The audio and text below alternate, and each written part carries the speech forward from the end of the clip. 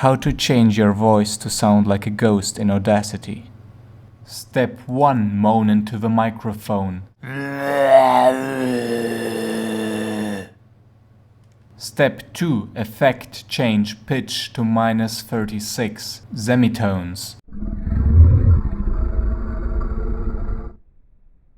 Step 3. Effect echo delay time 0.2, decay factor 0.5.